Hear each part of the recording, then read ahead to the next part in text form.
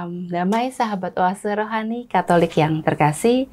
Apa kabar Anda? Semoga Anda semua dalam keadaan sehat, semangat, juga penuh dengan sukacita tentunya ya. Cahaya senja mulai redup, jalan ke bukit berlika-liku.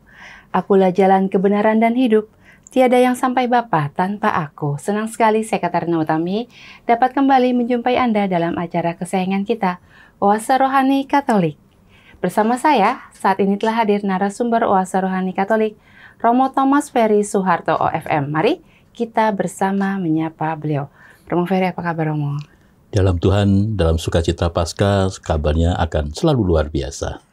Selalu luar biasa, sehat dan selalu semangat ya Romo. Dan biasa di luar juga.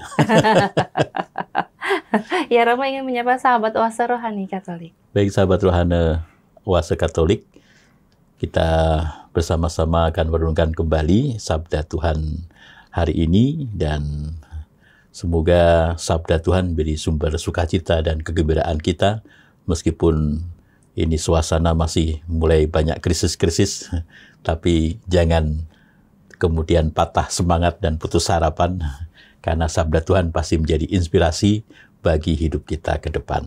Ya, terima kasih Romo untuk menyempatkan hadir di tengah kesibukan Romo mengisi acara Oase Rohani Katolik. Baiklah, sahabat Oase Rohani Katolik yang terkasih, kita awali acara hari ini dengan doa. Mari kita berdoa dalam nama Bapa dan Putra dan Roh Kudus. Amin. Amin. Allah Bapa sumber keselamatan, Engkau telah menebus kami dengan darah Putramu, Yesus Kristus, yang kami rayakan dalam perayaan Paskah. Dengarkanlah kami semua umat-Mu yang hari-hari ini kami juga mengalami masih banyak kegelapan-kegelapan dalam hidup. Tapi kami percaya melalui warta sukacita Paskah yang kami rayakan, maka kegelapan itu bisa kami hadapi.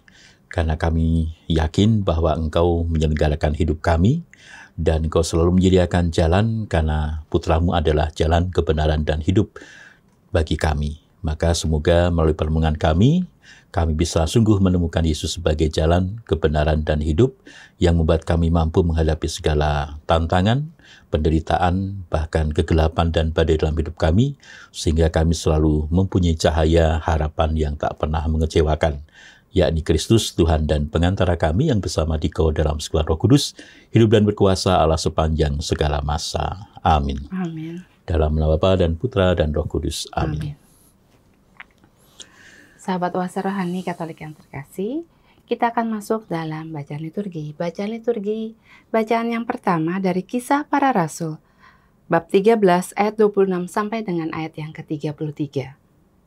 Dalam perjalanannya, Paulus sampai di Antiokhia di Pisidia, di rumah ibadat Yahudi. Di sana Paulus berkata, "Hai saudara-saudaraku, baik yang termasuk keturunan Abraham maupun yang takut akan Allah, kabar keselamatan itu sudah disampaikan kepada kita. Sebab penduduk Yerusalem dan pemimpin-pemimpinnya tidak mengakui Yesus. Dengan menjatuhkan hukuman mati atas Yesus, mereka menggenapi perkataan nabi-nabi yang dibacakan setiap hari Sabat. Dan meskipun mereka tidak menemukan sesuatu yang dapat menjadi alasan untuk hukuman mati, namun mereka telah meminta kepada Pilatus supaya Yesus dibunuh. Dan setelah mereka menggenapi segala sesuatu yang ada tertulis tentang Dia, mereka menurunkan Dia dari kayu salib, lalu membaringkannya di dalam kubur. Tetapi Allah membangkitkan Yesus dari antara orang mati, dan selama beberapa waktu Ia menampakkan diri kepada mereka yang mengikuti Dia dari Galilea ke Yerusalem. Mereka itulah yang sekarang menjadi saksinya bagi umat ini.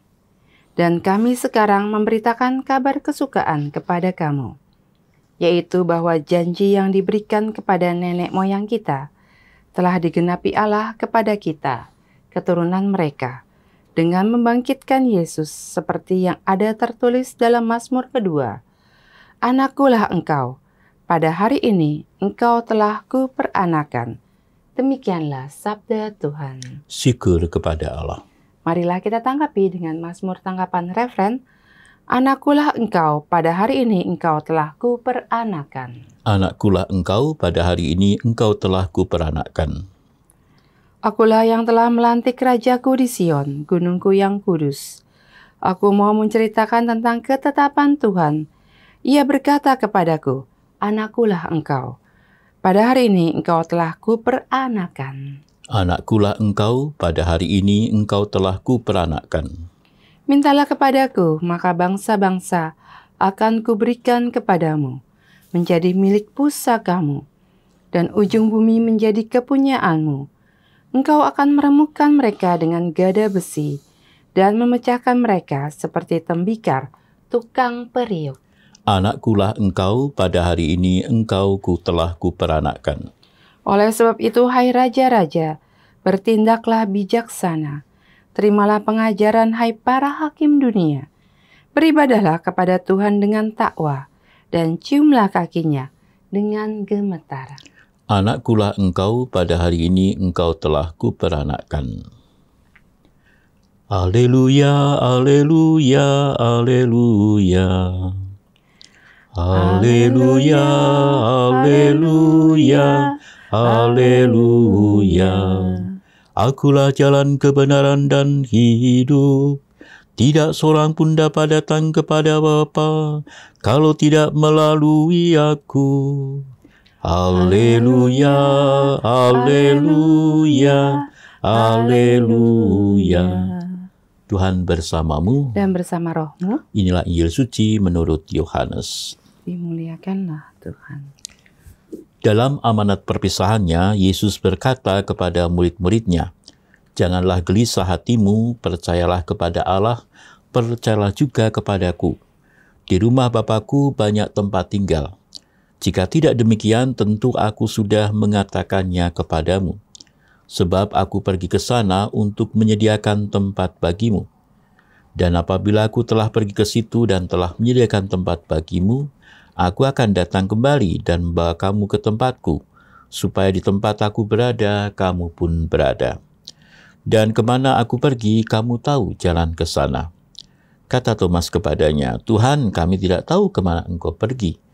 Jadi bagaimana kami tahu jalan ke sana?" Kata Yesus kepadanya, "Akulah jalan, kebenaran, dan hidup. Tidak seorang pun dapat datang kepada Bapa kalau tidak melalui aku." Demikianlah sabda Tuhan. Terpujilah Kristus.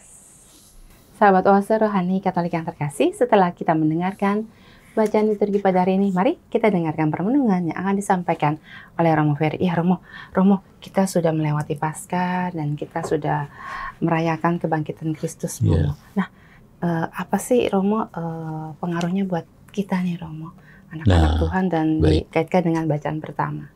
Nah, ini merupakan pertanyaan yang bagus, bukan hanya untuk saya, tapi untuk kita semua ya. Setelah kita mengikuti perayaan Paskah dan sekarang kita sudah sampai pada pekan keempat nih, sudah pekan keempat kita merayakan sukacita Paskah. Nah, apakah perayaan-perayaan itu ada maknanya, ada pengaruhnya bagi kita, atau hanya sekedar sebuah kegiatan-kegiatan saja? Nanti tunggu tahun depan ada lagi. Tahu tidak ada perubahan sama sekali, karena tidak ada pengaruhnya untuk kita sama sekali, jadi up and down ya. Kalau mau Paskah itu pertobatnya tinggi, begitu Paskah turun lagi. Gerejanya rame Romo. Nanti tunggu lagi mau Paskah. Jadi begitu. Lalu kalau begitu ya akhirnya perayaan itu tidak membuat kita menjadi meningkat dalam iman tuh, tetapi ya itu naik turun saja, tapi ya datar-datar saja akhirnya. Nah, maka bacaan-bacaan dalam masa Prapaskah itu sebenarnya mengajak kita untuk merefleksikan sejauh mana perayaan Paskah itu sungguh mempengaruhi kita. Apakah kita ikut dalam sukacita Paskah itu, atau sebenarnya kita ya hanya nyanyi-nyanyi tapi tidak ada sukacitanya sama sekali. Atau kita tidak ikut dengan Kristus yang bangkit. Ya. Yesus kita rayakan kebangkitannya, tapi kita nggak bangkit-bangkit juga.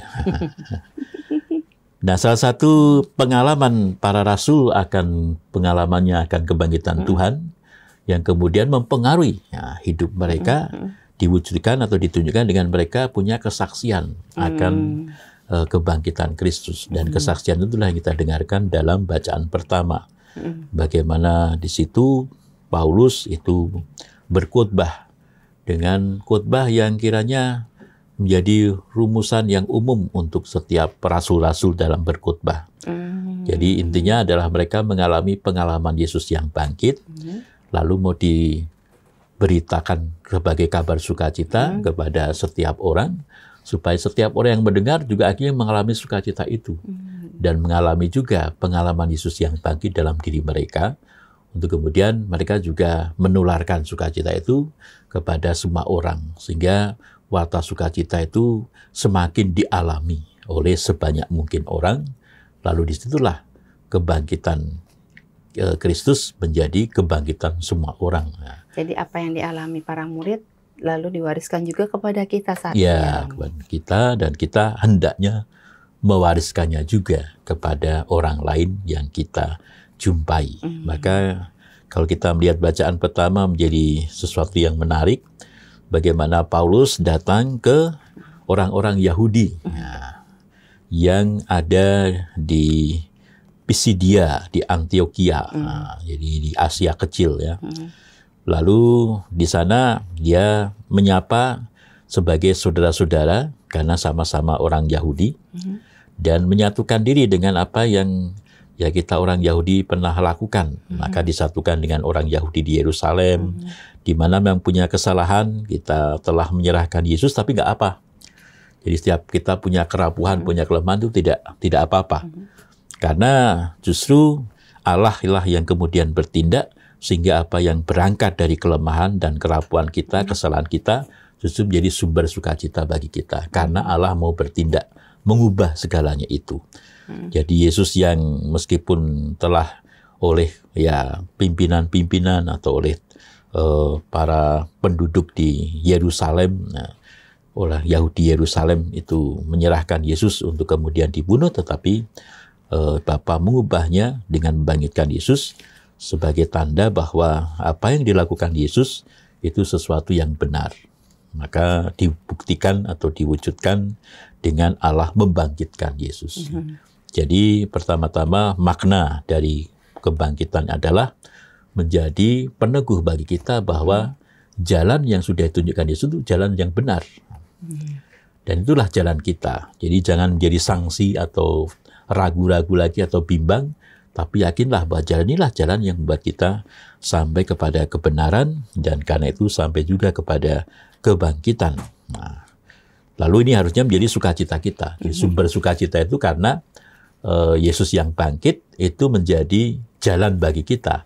Ada arah bagi kita, ada kesempatan bagi kita untuk keluar dari kerapuhan, dosa, kelemahan, kesalahan, untuk kemudian kita mendapatkan jalan untuk bisa kita bangkit dari semuanya itu, sehingga mengalami sukacita Paskah. Jadi sukacita kita karena kita yang bersalah tidak dihukum atau tidak kemudian terpuruk dengan dosa-dosa kita, tapi diampuni dan ada jalan bagi kita untuk lepas dari semua dosa itu, untuk mengalami kehidupan yang baik, sukacita yang menjadi ya harapan bagi kita semua. Dan karena itu kemudian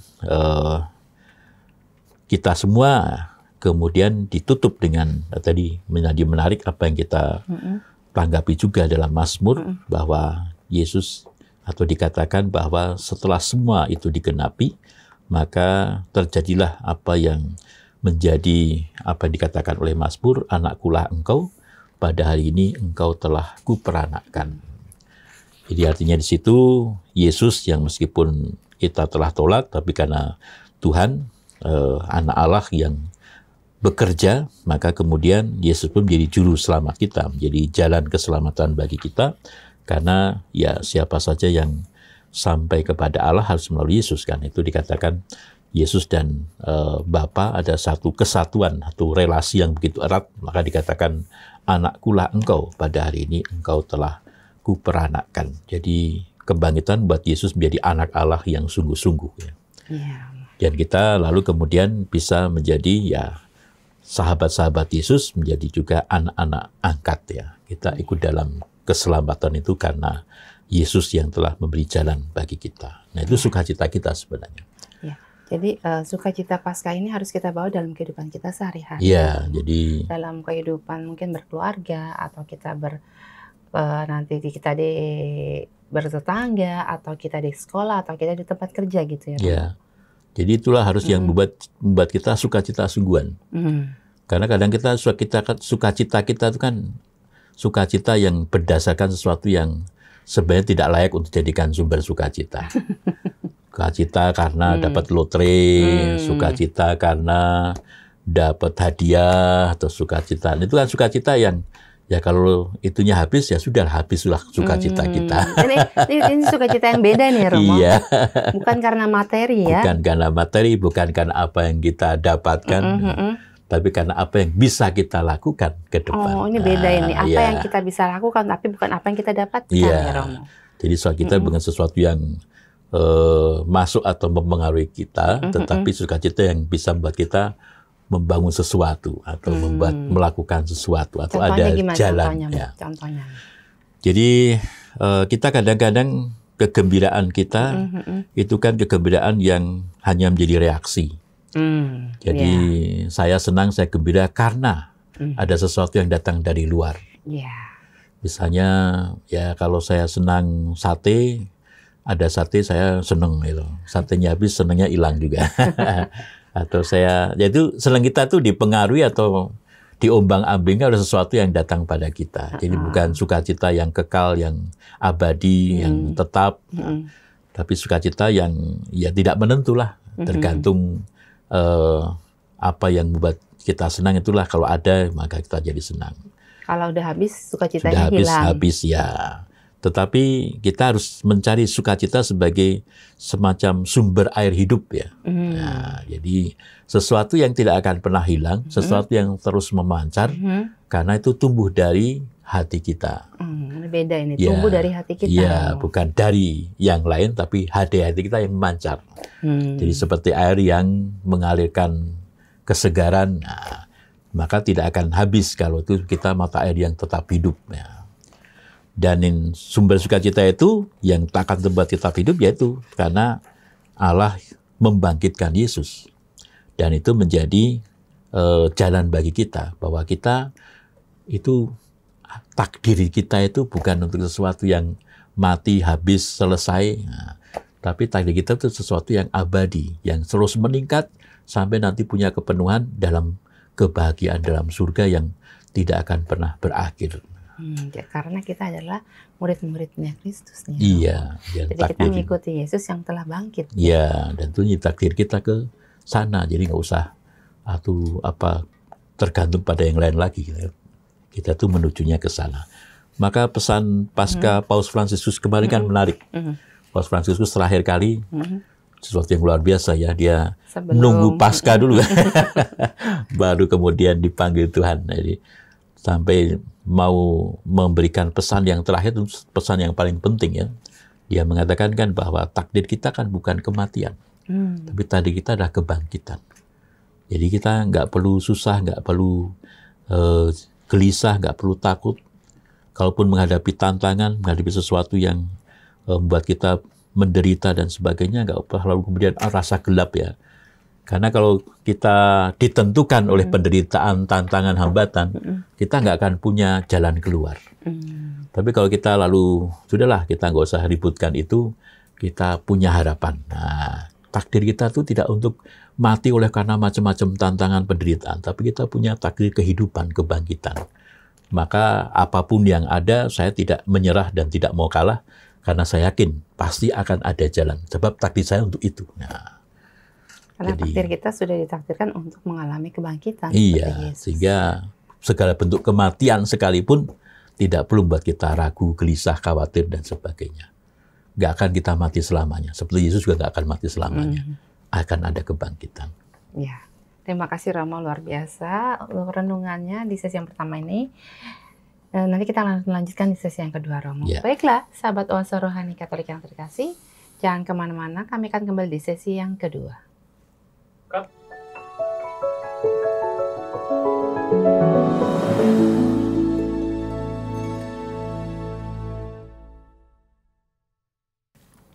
Salam jumpa sahabat Oase Rohani Katolik yang terkasih. Terima kasih Anda masih bersama dengan kami, Oase Rohani Katolik sesi yang kedua. Masih bersama dengan Romo Thomas Ferry Soeharto OFM dan saya, Katarina Utami. Bagi Anda yang ingin mengirimkan saran atau Anda ingin sharing iman, Anda dapat langsung menghubungi alamat email kami orgkaj2021@gmail.com atau langsung ke nomor telepon kami 0881 0251 334 38. Sekarang kita lanjutkan permenungan kita di sesi yang kedua ini. Ya Romo, kita lanjutkan ini dari Injil Yohanes ya Romo. Ya. Ini mengenai amanat perpisahan Yesus nih Mo. Silakan Mo. Ya, jadi ini wasiat sebenarnya itu. Karena mau Yesus berpisah, yang ditinggali kan biasanya kata-kata wasiat. Iya. Dan kata wasiatnya yang paling penting adalah pertama dibuka dengan janganlah gelisah hatimu, atau jangan takut, atau jangan bimbang, jangan ragu. Ya. Memang kita manusia tuh biasanya penuh dengan keraguan-raguan, kebimbangan. Apalagi para murid, kan mereka juga merasa bimbang karena begitu Yesus meninggalkan mereka dengan wafat, dibunuh, kan mereka lalu bubar semua. So, pun mereka berkumpul lagi dengan penuh ketakutan, macam-macam kekhawatiran. Lalu kemudian berjumpa dengan Yesus yang bangkit, mereka sudah mulai semangat kembali. Tapi kemudian Yesus mau pergi meninggalkan mereka lagi kan. Jadi rasanya kan jadi, wah ini kita nanti gimana lagi nih? Apakah cerai-berai lagi, bubar lagi atau gimana? Lalu Yesus mengatakan, jangan gelisah, jangan bimbang. Memang kita manusia seringkali banyak bimbang, tapi saya kira ada perlunya juga kita bimbang ya. Karena kalau kita merasa semua itu serba pasti juga jadinya nggak bagus juga. Artinya kan lalu kita tidak ada lagi semangat untuk mencari atau semangat untuk kan kalau kita sudah merasa udah selesai gitu kan, jadi tidak akan berkembang dan bertumbuh lagi. Tapi kalau orang merasa masih masih ada kurang ini kurang itu kan, jadi kan lalu ada upaya untuk mencari lebih jelas lagi, untuk mencari tahu, untuk nah itulah semangat yang bagus, tetapi jangan hanya berhenti di situ juga. Ya, maka ada kelanjutnya. Kita boleh bimbang, kita boleh gelisah, tetapi jangan lupa bahwa kita jangan lalu hanya ada di tengah kebimbangan saja. Tapi arahnya jelas, karena itu meskipun kita ragu dan bimbang, Yesus mengatakan percayalah kepada Allah dan percayalah kepada Aku. Karena bagaimana juga ada tempat bagimu di dalam Bapa. Jadi saya kira ada tempat, juga ada tempat dalam arti di hati Bapa itu ada tempat untuk kita semua. Artinya Bapa itu memperhatikan kita semua. Yesus itu memperhatikan kita semua. Jadi perhatian Allah itulah yang seharusnya membuat kita tidak meskipun bimbang ragu, tapi tidak lalu hanya jatuh dalam kebimbangan dan keraguan, tapi yakin bahwa Allah itu sedang memperhatikan kita. Sehingga meskipun kita masih dalam penderitaan, tantangan, bahaya, macam-macam bencana, badai, tapi seperti tadi, takdir kita jelas, karena Allah memperhatikan kita. Jadi jangan berhenti lalu kemudian, nggak ada semangat lagi, nggak ada harapan lagi. Tidak, selalu harus ada harapan, karena harapan tak pernah mengecewakan, dan karena takdir kita bukan untuk dalam kebimbangan, tapi selalu ada jalan menuju kepada Allah yang karena Dia yang memperhatikan kita. Dan karena itu lalu ditegaskan bahwa tidak ada yang bisa datang kepada Allah kecuali melalui Yesus, karena Yesus adalah jalan, kebenaran, dan hidup. Iya. Jadi ini menarik ya Romo. Jadi tidak ada seorang pun sampai kepada Bapa kalau tidak melalui Yesus. Jadi harus melalui Yesus dulu nih Romo. Melalui anak. Karena nggak bisa sampai Bapa kan nggak melalui anak. Karena relasi yang paling menyatukan anak dan Bapa. Jadi kalau kita tidak menjadi anak, nggak kan kita ketemu Bapa. Jadi bukan hanya soal tidak melalui anak maka tidak ketemu Bapa, tapi juga kalau kita tidak jadi anak seperti Yesus jadi anak, maka kita nggak bisa ketemu Bapa. Jadi kita harus menjadi anak-anaknya Bapa, baru kita dapat menjumpai Bapa di surga ya. Dan karena itu kita harus pakai menjadi anak seperti Yesus, maka jalannya seperti Yesus.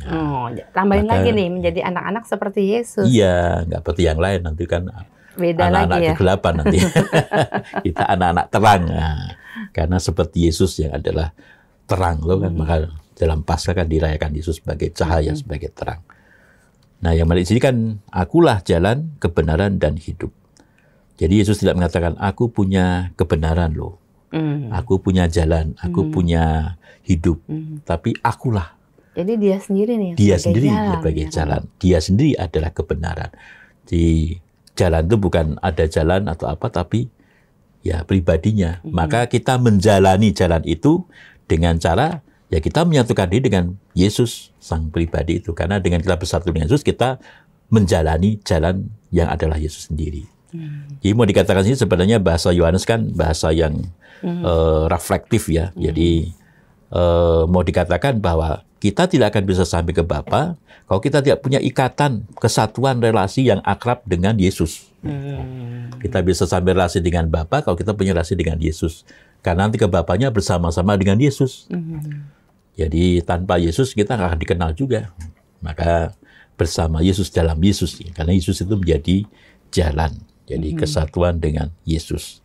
Yang menarik adalah juga tempat. Bahwa Bapa menyediakan tempat bagimu. Nah, kita mungkin merasa, oh tempat itu berarti ini kayak kita ada di ruangan. Atau tempat itu berarti rumah gitu. Atau apa ya. Tapi kata rumah atau kata tempat, kalau dalam bahasa Yunaninya, monet itu kan diartikan juga sebagai Allah yang bekerja, Allah yang berdiri, Allah yang stay di situ. Jadi mau dikatakan bahwa kita tuh sungguh-sungguh menjalani jalan kebenaran dan hidup dalam Kristus itu, kalau kita juga seperti Kristus menjalankan kehendak Bapa. Jadi maka kita ada di tempat Bapa ketika kita juga ada dalam bersama-sama Bapa itu berkarya, karena Allah itu selalu berkarya dan tidak pernah berhenti berkarya. Mau dikatakan kesatuan kita dengan Tuhan, kesatuan kita dengan Kristus, dan kesatuan kita dengan Allah itu diwujudkan atau semakin disatukan juga, yaitu dengan kita menjalankan kehendak Tuhan. Jadi menjalankan apa yang ditunjukkan Yesus dalam hidupnya. Nah, itu dengan kita, kan Yesus selalu mengatakan, kalau aku nggak percaya pada aku nggak apalah, yang penting percaya pada pekerjaan-pekerjaanku. Nah, karena pekerjaan itulah yang menyatukan kita dengan Yesus dan dengan Allah sendiri. Jadi sebenarnya singkatnya mau dikatakan, kalau kamu gelisah, bimbang, dan ragu akan banyak hal, ya jangan selesai di kegelisahan itu, tapi kemudian mantapkan hatimu dengan apa? Dengan percaya, menyerahkan dirimu, dengan cara lakukanlah apa yang ditunjukkan Yesus dalam hidupnya, yaitu pekerjaan-pekerjaan Allah. Ketika kita melakukan kehendak Allah, melakukan karya-karya bersama Allah dalam persatuan dengan Allah, maka kebimbangan itu akan pergi, takdir kita menjadi jelas, dan kita menjadi satu, maka itulah keselamatan. Ya, luar biasa Romo.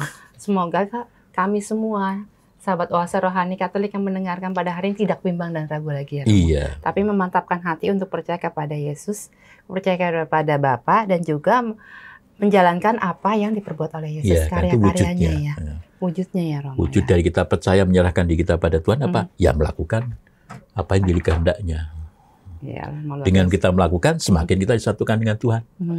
Jadi kita menyatukan diri dengan melakukan, tapi dengan melakukan kita juga semakin disatukan.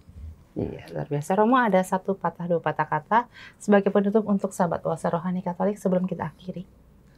Ya, nanti Pak, tadi sudah dimulai dengan pantun. Saya mengakhiri dengan pantun saja ya. Luar biasa. Boleh Romo. Ya, satu bekal untuk kita semua yang menyatukan dari bacaan pertama dan bacaan Injil tadi, untuk kita tidak gelisah, tidak khawatir dengan kerapuhan dan kelemahan kita, tapi kemudian lalu kita harus jelas bahwa diri kita adalah pada kebangkitan dan diwujudkan dengan kita menjalankan kehendak Tuhan supaya kita menjadi satu dengan Tuhan yang adalah jalan kebenaran dan hidup, dan kemudian jadi cerahlah masa depan kita, karena kita takdirnya adalah pada kebangkitan. Maka bekalnya satu pantun yang sudah biasa kan, ubur-ubur ikan lohan. Bukan ikan lele nih Romo. Bukan, karena ikan lohan. Bukan dikubur takdir kita, tapi untuk kebangkitan. Luar biasa. Lalu ubur-ubur ikan kerapu. Karena itu jangan kabur menghadapi salib, karena Tuhan menyertaimu. Amin. Terima kasih Romo untuk permenungannya dan juga pantunnya bagi kami semua. Baiklah, sahabat Oase Rohani Katolik yang terkasih, kita akan akhiri acara hari ini dengan doa dan berkat kasih karunia Allah melalui Romo Ferry. Baik, sahabat Oase Rohani Katolik, mari kita mahkotai seluruh permohonan kita dengan doa dan mohon berkat Tuhan. Dalam nama Bapa dan Putra dan Roh Kudus. Amin. Amin. Allah, terima kasih, kami bersyukur dan berterima kasih karena sukacita Paskah tidak hanya kami dengarkan, tetapi melalui bacaan-bacaan sungguh kami resapkan, dan semoga oleh karena kami melaksanakan kehendak-Mu, maka semuanya juga semakin menjadi sukacita kami, sukacita yang tidak akan pernah berakhir dan tidak akan ada yang bisa merebutnya. Karena itu tumbuh dalam hati kami, bahwa kami ini Kau perhatikan, meskipun kami banyak kerapuhan dan kelemahan, meskipun ada banyak tantangan badai, tetapi kami tidak akan bimbang lagi karena kami percaya dan kami berani menyerahkan diri sepenuhnya kepadamu yang selalu memperhatikan kami, karena kami punya harapan bahwa takdir kami bukan pada kematian, tetapi takdir kami adalah pada kebangkitan. Maka semoga kami semakin yakin dengan selalu melaksanakan apa yang kami hayati sebagai kehendak-Mu, dan semoga Engkau semakin menunjukkan kepada kami melalui rahmat berkat-Mu dan curahan Roh Kudus-Mu untuk selalu bisa menemukan apa yang menjadi kehendak-Mu secara nyata dalam kehidupan kami sehari-hari dan melakukannya dengan berani, sehingga kami semakin mempunyai harapan yang jelas untuk bersatu pada Kristus yang adalah jalan kebenaran dan hidup kami. Maka Tuhan, semoga semua yang kami alami sungguh membuat kami mempunyai sukacita yang abadi. Maka semoga perjalanan hidup kita dan juga pekerjaan, upaya, perjuangan, keluarga, komunitas kita semuanya senantiasa dilindungi, dibimbing dan diberkati oleh Allah yang Maha Kuasa, Bapa dan Putra dan Roh Kudus. Amin. Amin. Sahabat Oase Rohani Katolik yang terkasih, demikianlah acara kita pada hari ini. Semoga apa yang telah disampaikan oleh Romo Ferry dapat menambah semangat iman bagi kita untuk semakin percaya kepada Yesus yang adalah jalan, kebenaran, dan hidup. Akhir kata, kami berdua, Romo Thomas Ferry Suharto OFM, dan saya Katrina Utami, pamit undur diri. Sampai jumpa pada edisi Oase Rohani Katolik berikutnya.